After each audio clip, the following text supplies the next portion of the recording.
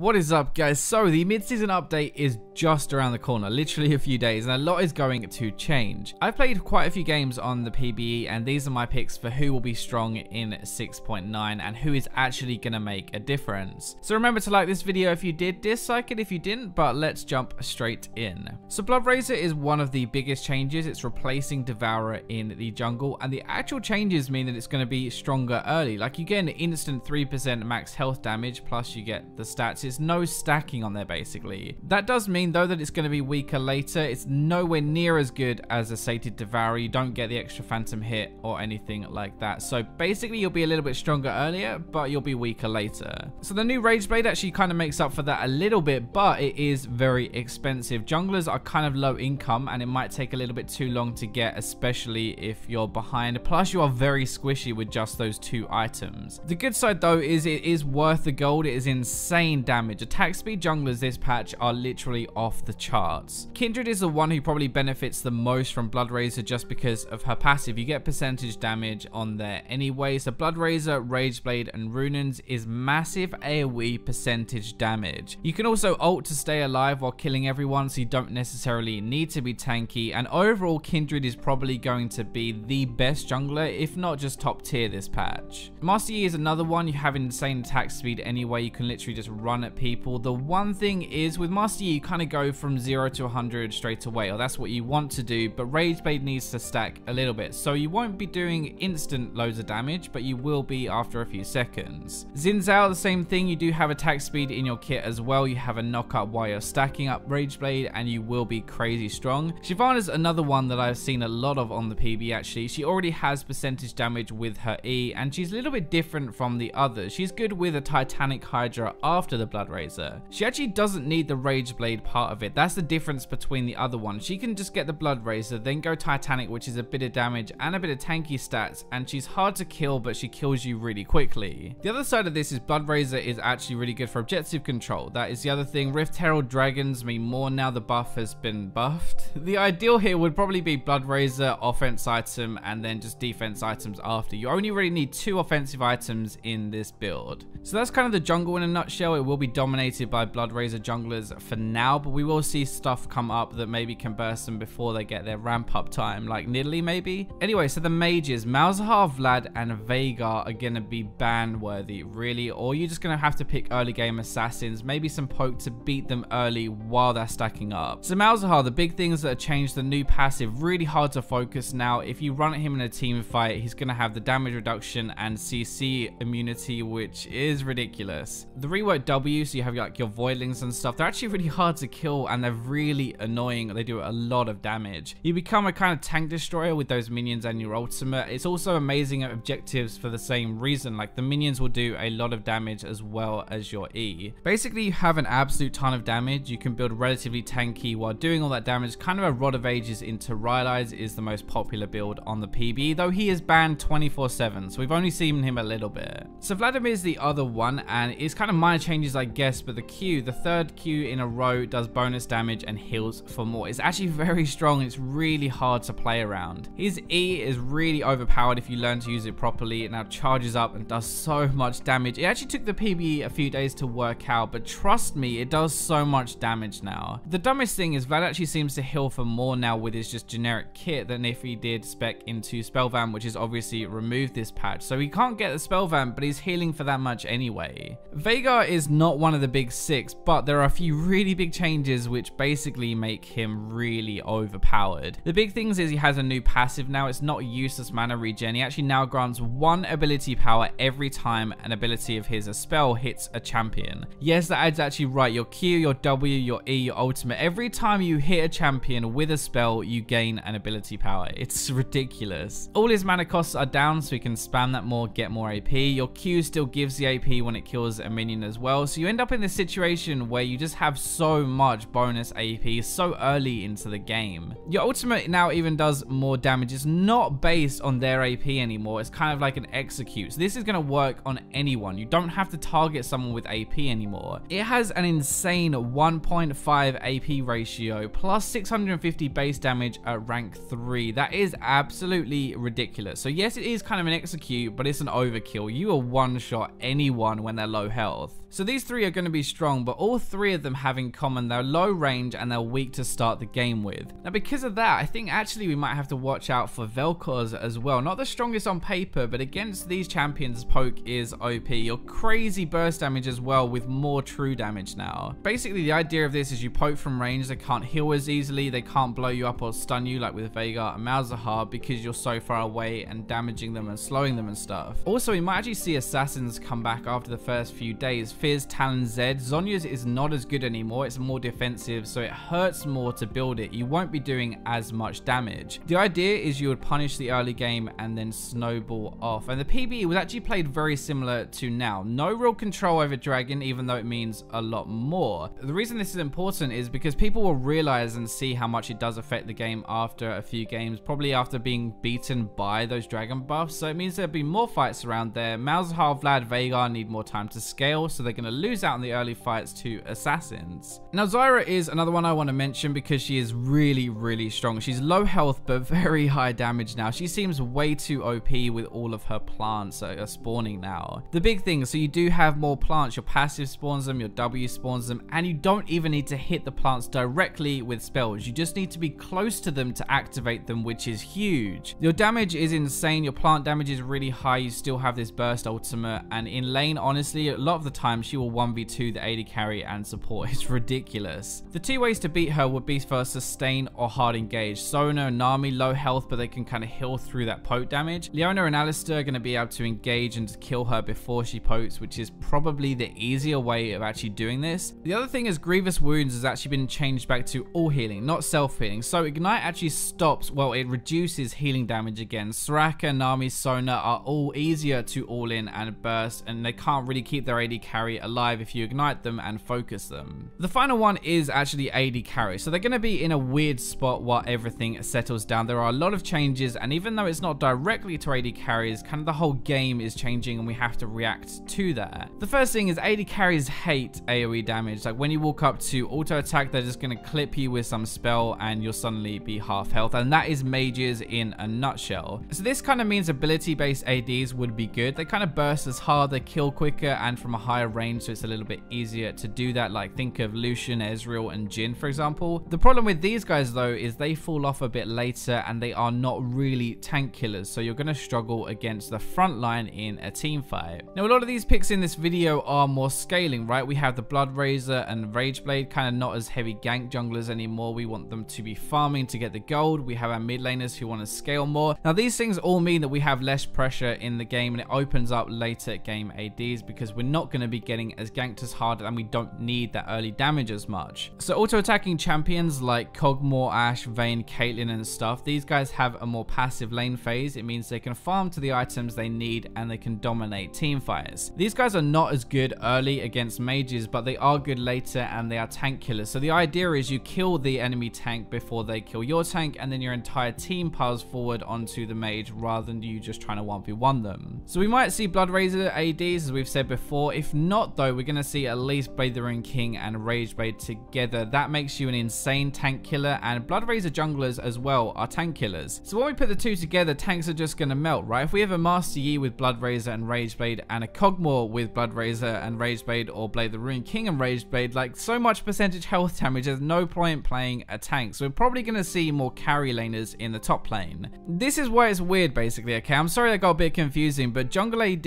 are significantly better against tanks. Now we're having more mages played as well, so we might see more assassins and carry laners come back to shut those down again. So I hope you guys enjoyed this video, and this gives you a good insight into what is actually like going to change properly, the major changes into this patch and what champions are going to be good. Remember to like, subscribe, comment, share, but for now, let's go to the robots. For the robots.